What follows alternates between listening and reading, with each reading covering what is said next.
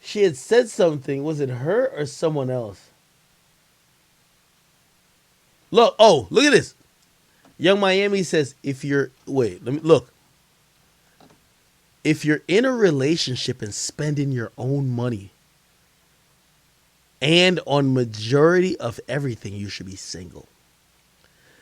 There are women who are putting this type of narrative out there to say, if you're a woman, this, like, let's not say if you're, like, let me play this.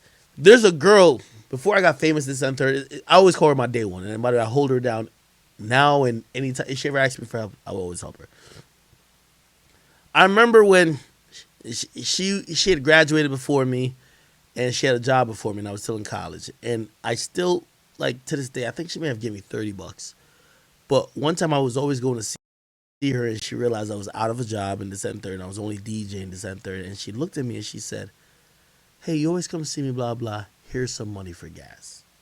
And I always looked at her very different because she was never the person who was just saying, what could you do for me? She was always trying to say, let's make this work, whether I have to help or you have to help. And me and that girl, we went on, like, you know, once I started doing better, like, we lived in luxury apartments and I was paying everything. It was great. And after we broke up, like, I paid for, like, the next year of her, whatever. Like, I try to do good with her. But not all women are like that. Most women these days, they're reading and they're accepting this narrative of this. Listen to it. If you're in a relationship spending your own money and on majority of everything, you should be single. Now, I don't know if she's saying that if you're spending your money on a man or you're just spending your money on whatever you're normally spending money on. Because, like, the narrative that's happening, by the way, I want to give y'all a stat. Women these days, college educated women are college educated women are earning close to what men make or even more. There's more women who are graduating college, at least my last stat that I was checked up on, than men. A lot of women are doing better. They're having better careers. They're doing this. Of course, they do have things where, like, you know, if they're having a child, they got to get out of the workforce and third. But it's a lot of women who are doing better than men. But then you hear this type of shit being preached. I remember my girlfriend before that girl I called my day one, she was making $80,000. She was working in this company. I don't want to name the company because I don't want to shout her out or embarrass her. And I was making barely even half of what she was making. But she was, I'm not going to say one of these type girls, but, like, she still expected the guy to pay for what guys paid for. But I was struggling. I was trying to make it.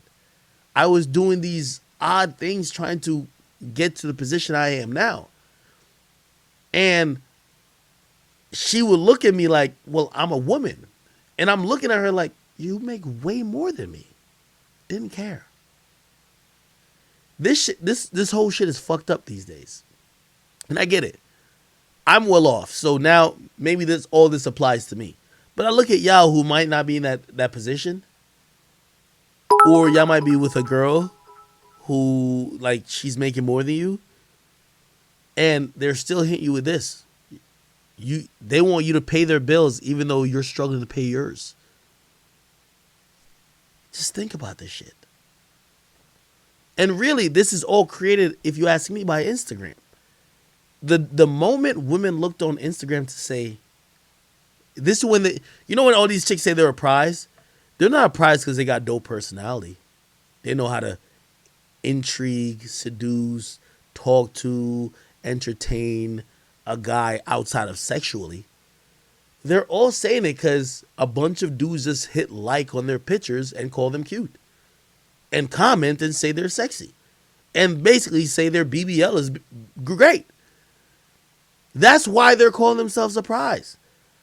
It makes me look at them and say, that's what it takes? Again, you know, I'll leave that to my man Kevin Samuels right there. But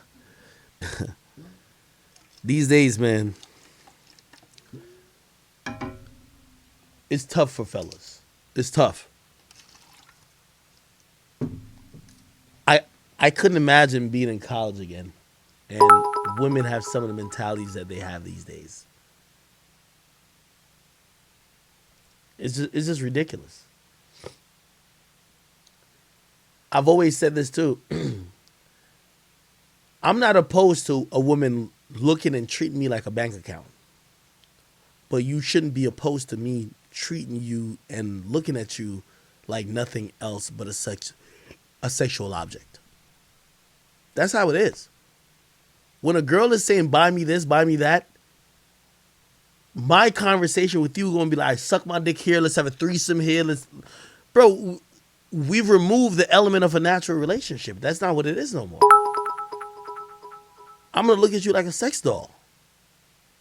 But unfortunately, such is the case. Anyway, I look at this right here, and one of the reasons I even look at this, and I say this is crazy. I remember when Nikki first had said it, and I was like, yo, Nikki, you're gonna be richer than any man you're with. How dare you tell young girls that, yeah, you could be independent, but you need any nigga you're with to spend all their money on you. Nikki, you have more money than any nigga you will ever meet. Young Miami, I guess she was with Southside, but look at the mess. Yo, Young Miami got pregnant for Southside, bought him vehicles, all type of shit. You look at the message she's sending to young girls. This is my problem with the Young Miamis, the JTs, the Sweeties, the Meg the Stallions. They're living off perception and they're trying to manipulate young girls. That's it. Their life isn't like that. So they try to just put on the show. If Young Miami believed that everything she preached, if she was practicing what she preached, she would never get pregnant for Southside. But she did.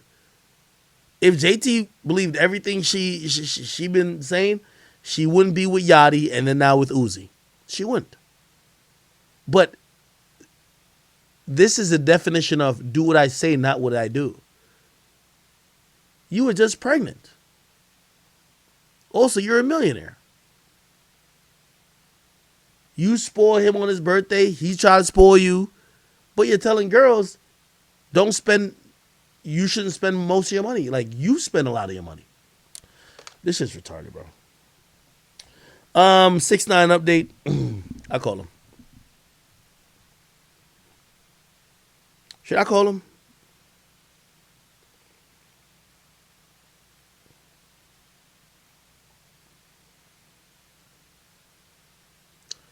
Yes, Yachty was with JT before, bro. Yachty dated JT around the time when Yachty wrote Real Ass Bitch Give a Fuck About Nigga. Yes, Yachty was with JT. Yachty was with JT when she went to jail. They broke up and now she came out and now she's with Uzi. Yes, I don't know if that's some secret, but okay. Akademiks broke it up. What the fuck? I thought y'all knew that. Didn't y'all see when Uzi tweeted at Yachty was like, oh, we know what you did 2018 or whatever it was, and then he was like JT, but whatever, man.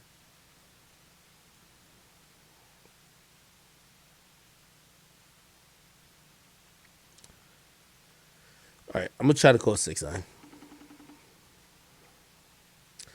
He might not answer. He's been going through it his damn self. I've been talking to him, trying to tell him, you know, he loves his girl. He's going through some shit. I don't know what's going on with these rappers now. Their girls basically have a gun to their head. Like, I was with 6ix9ine last time. Well, not last time, but the time before, hanging out. Nigga was having a mental breakdown over like what his girl thought he was doing. He wasn't even doing shit. It was one of those things like, yo, some chick lied on him. Like, yo, 6ix9ine did this. Yo, he was having a mental breakdown because his girl believed it. And I'm like, yo, Jesus Christ. It is what it is.